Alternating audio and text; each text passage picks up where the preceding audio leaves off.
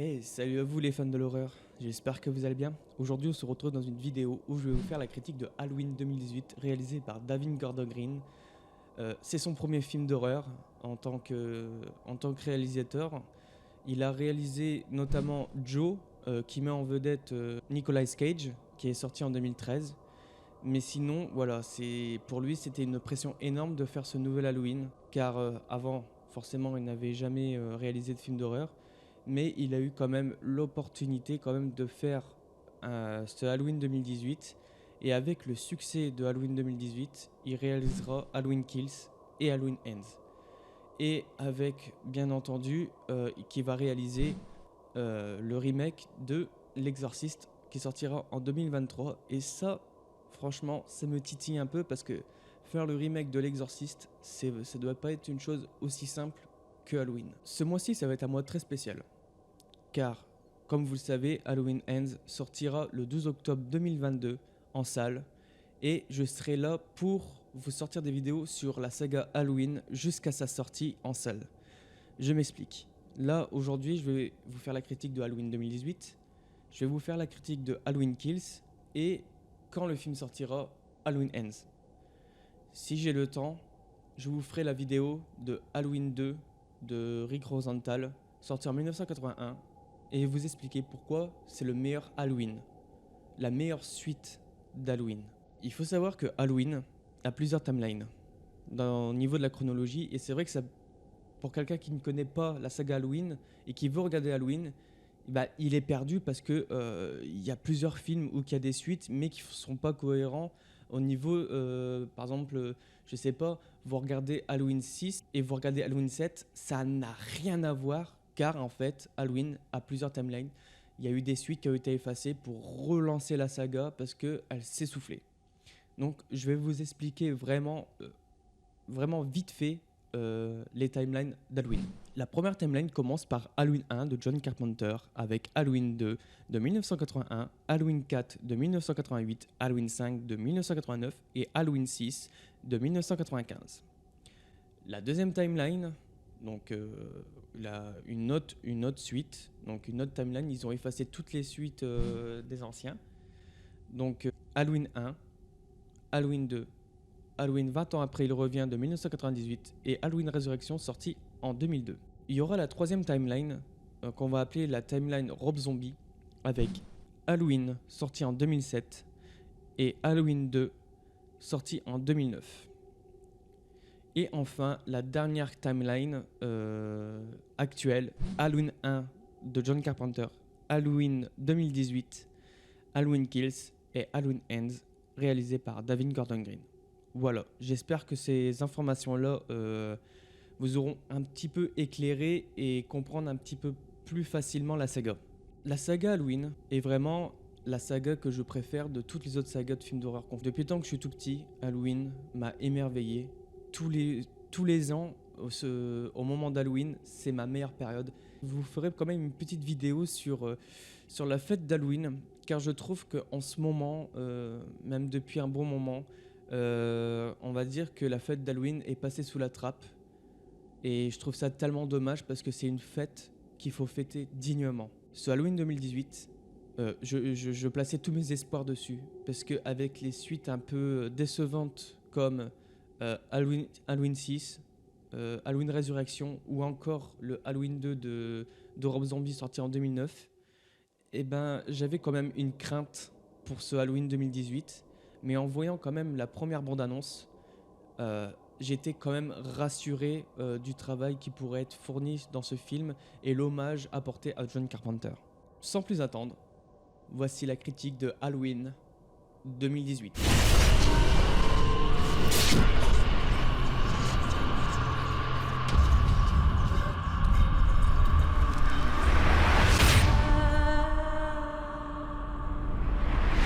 L'intrigue du film se porte sur les retrouvailles macabres entre le tueur psychopathe Michael Myers et Laurie Strode, et l'auteur d'un massacre sanglant lors d'une nuit d'Halloween. L'événement s'est déroulé 40 ans plus tôt et Strode est la seule survivante. Pour protéger sa famille, celle-ci prépare depuis de nombreuses années au retour du tueur. Une équipe de podcasteurs britanniques se rend aux États-Unis pour réaliser un reportage sur le massacre perpétré par le psychopathe Michael Myers. lors de la nuit d'Halloween de 1978. Le reportage prend soudain une tournure macabre lorsque Myers parvient à s'évader lors d'un transfert vers un nouvel asile psychiatrique. La seule préoccupation est de se venger de Laurie Strode, la survivante du massacre, après le traumatisme qu'elle a vécu il y a 40 ans. Laurie se prépare au retour de Michael Myers, négligeant ainsi sa fille Karen et sa petite-fille Allison, dans le but d'affronter une ultime fois le désormais célèbre tueur d'Halloween. Ce nouvel Halloween marque le 40e anniversaire original de 1978. Avec le retour de John Carpenter dans le rôle producteur délégué et compositeur, la reprise du rôle de Laurie Strode par Jamie Lee Curtis, entre autres, le film met aussi en vedette Judy Greer dans le rôle de Karen Nelson, qu'elle a notamment joué dans Le Village, The Descendants, Carrie la Vengeance, Jurassic World, Ant-Man, met en vedette aussi Andy Matikak dans celui de Allison, la petite fille de Laurie. James Jude Courtney incarne Michael Myers, avec aussi la participation de Nick Castle, le Myers original de 1978. Produit par Blumhouse Productions, ce film anniversaire se veut fidèle à l'œuvre originale de Carpenter, en y intégrant tous les ingrédients qui ont fait celui-ci un film culte. Les scénaristes font le choix d'oublier volontairement toutes les autres suites produites jusqu'alors, se placer 40 ans après les événements d'Halloween, la nuit des masques, dans le but de proposer une histoire différente des autres films de la série. Le lien familial entre Michael Myers et Laurie Strode est aussi volontairement effacé. Doté d'un budget de production de 10 millions de dollars, le film est assez bien accueilli par la critique et apporte 255 millions dans le monde entier, ce qui en fait la meilleure performance au box-office de toute la franchise de Halloween. Eh bien, pour vous dire, j'ai vraiment apprécié ce Halloween 2018. Pour moi, il rend fidèle à l'œuvre originale et rend vraiment hommage à John Carpenter. Et pour vous dire, j'ai été le voir 3 fois au cinéma. J'ai été le voir en avant-première, j'ai été le revoir dans un grand cinéma. Et j'ai été le revoir encore une fois quand ils ont fait la projection de Halloween Kills avec Halloween 2018. Pour vous dire que je suis vraiment fan de ce film de 2018. Malgré quelques défauts qu'il y a dans le film, eh ben, j'ai vraiment apprécié, mais ça, je vais vous en parler un peu plus tard dans la vidéo. Il rend vraiment hommage à John Carpenter, et aussi il est fidèle au premier film de 1978. Ça a redonné vraiment un vent de fraîcheur à la saga, et ça a fait vraiment du bien. Les nouveaux personnages sont vraiment attachants. On s'y attache vraiment au niveau du film, mais vraiment il y a certains personnages franchement qui ne servent à rien, et franchement plus de dégoût que d'attachement. Vous voyez ce que je veux dire. Le film s'ouvre sur Aaron Corey et Dana Hens, 2 podcasteurs britanniques se rendent à l'hôpital psychiatrique de Smith Grove afin de réaliser un reportage sur le tueur de Halloween, Michael Myers. Sur place, ils rencontrent le docteur Ranbir Sartain qui s'occupe de Myers depuis la mort du docteur Loomis. Sartain les conduit dans la cour de l'hôpital où ils aperçoivent Michael Myers, enchaîné. Dans le but de provoquer une quelconque réaction chez Michael, Aaron sort de son sac le masque blanc qu'il portait lors de la nuit d'Halloween de 1978. Il sent la présence du masque et les autres patients de l'hôpital se mettent à pousser des hurlements de folie. Aaron lui pose des questions et l'implore de dire quelque chose. Mais Myers reste muet. J'ai trouvé cette scène vraiment pas mal qui donne une vision de l'hôpital psychiatrique de Smith Grove qu'on ne voyait pas dans les anciens films. Quand la scène se finit, là, boum, le générique de Halloween commence. Et là, je me suis dit, ça y est, enfin, un vrai Halloween, digne du premier Halloween, bordel. Donc du coup, avec la célèbre mythique musique de John Carpenter, et réalisé, produit par John Carpenter et son fils Cody Carpenter. J'ai eu des frissons comme j'en avais pas eu depuis longtemps. Et même encore à l'heure actuelle, quand je regarde Halloween 2018, quand je tombe sur le générique, ça me fait toujours quelque chose, parce que cette musique, c'est l'une de mes musiques préférées de films d'horreur.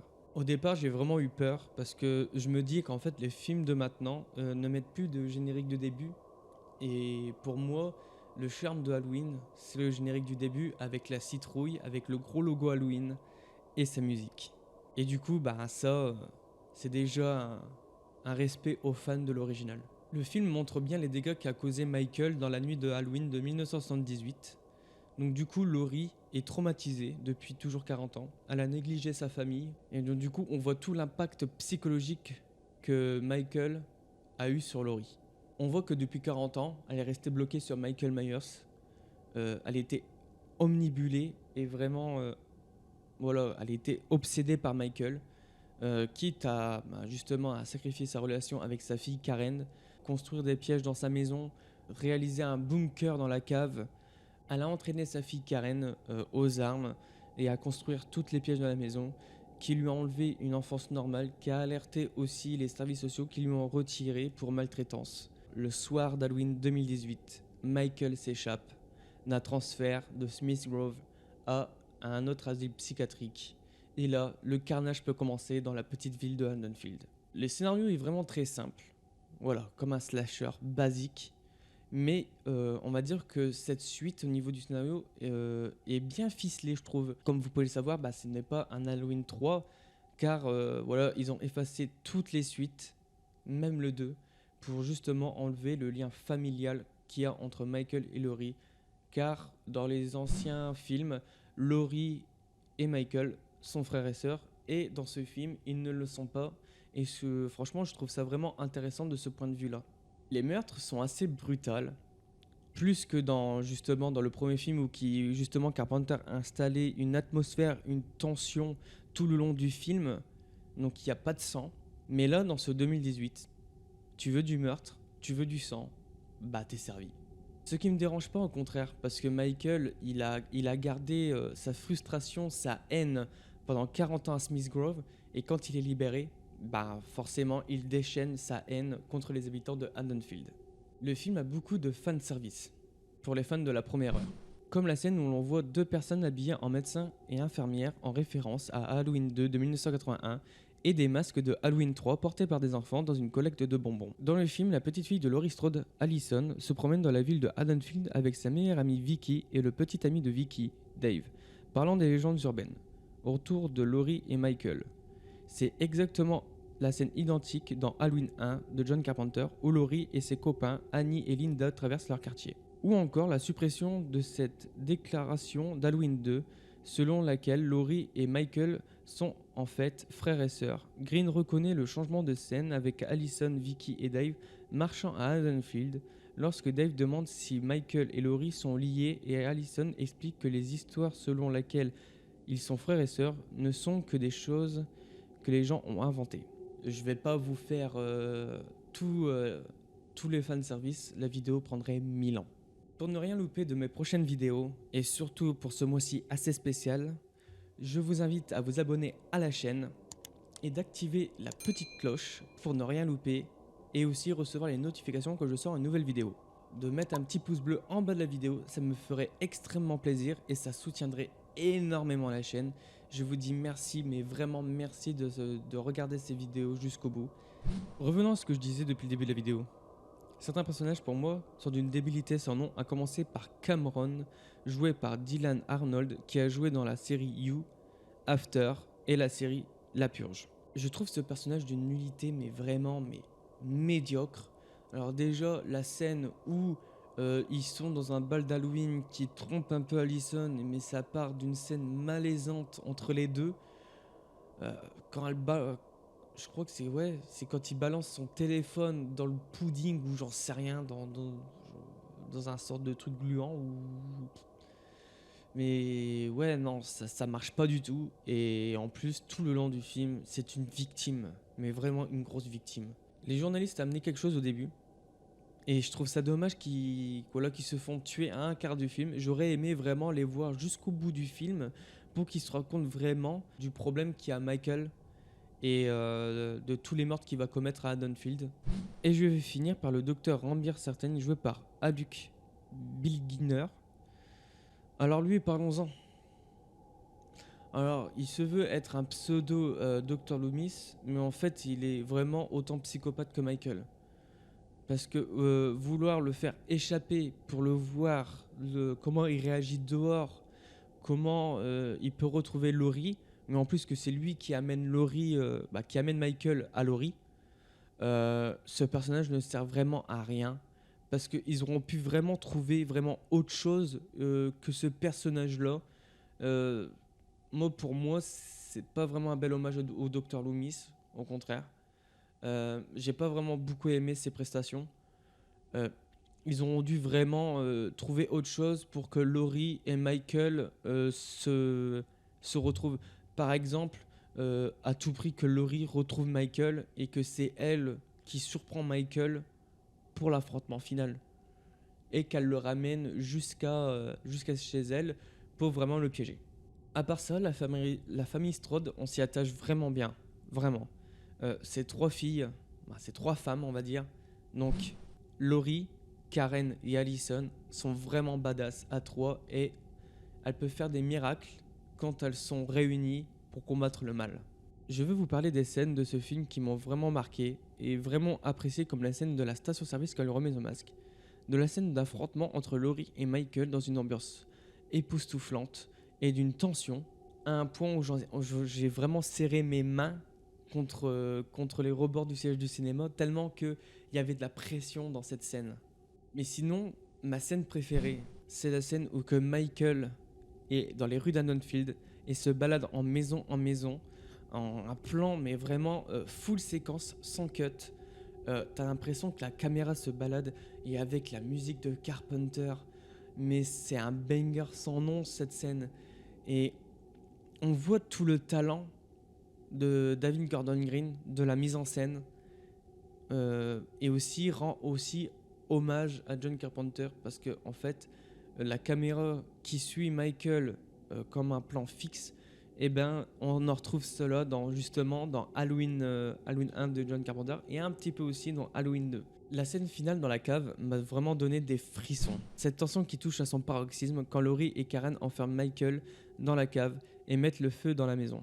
Ce plan où on voit Michael pris par les flammes mais ne bouge pas. Et regarde les 3 survivantes avec un regard qui montre vraiment la noirceur de Myers. Voilà, pour moi ce Halloween 2018, j'en suis très très fan. Et d'ailleurs même j'ai le masque de Halloween 2018 que je suis vraiment très fier, qui a été refait par un artiste que je te fais un big up. Et franchement ça redonne vraiment un coup de fraîcheur à la saga. Elle en avait vraiment mais vraiment besoin. Si vous n'avez pas vu le premier Halloween, forcément je vous le conseille, car si vous avez vu Halloween 2018 sans avoir vu Halloween 1, il peut se comprendre, parce qu'ils en parlent beaucoup, mais vous n'avez pas toutes ces références et toute cette atmosphère qu'il y a eu avant, et vraiment les conséquences que Laurie a eues après cette nuit-là. Donc si vous avez l'occasion de le regarder, bah forcément regardez-le, c'est toujours un plus pour vous. Et si vous voulez voir toutes les autres suites, bah tous les anciens films surtout, bah allez-y quoi, hein. Foncez. Je vous ai pas parlé du masque, mais voilà, justement le masque, bah il est vraiment mais vraiment bien fait et ça montre bien que le masque en 40 ans il a bien vieilli, il a bien été refait, pas comme les masques par exemple des anciennes Halloween qui sont vraiment dégueulasses, comme Halloween 5, je le trouve vraiment mais ignoble. Halloween Résurrection, je le trouve vraiment ignoble. Et aussi Halloween 7 que j'aime pas vraiment, mais pour moi les meilleurs masques sont justement celui de l'original, de Halloween 2 de 1981, Halloween 2018, Halloween de Rob Zombie aussi qui est vraiment très très bien fait. Voilà, parce que pour moi le masque est vraiment très important dans Halloween parce que c'est ce qui fait l'identité de Myers. En tout cas, j'espère que cette critique vous aura plu. Si vous avez aimé, je vous invite vraiment à liker la vidéo. Et aussi en commentaire, dites-moi si vous avez vraiment aimé ce Halloween 2018. Ce serait intéressant de débattre avec vous et de voir les points de vue différents de chacun. Et voilà quoi, ça serait vraiment intéressant de voir ça sous les commentaires. Donc je vous attends et je serai là pour vous répondre. Voilà, la critique se touche à sa fin. Je vous dis merci d'avoir suivi la vidéo tout le long. Je vous dis à la prochaine pour la critique de Halloween Kills. Et d'ici là, surtout, je dis bien, surtout, ne faites pas de cauchemars.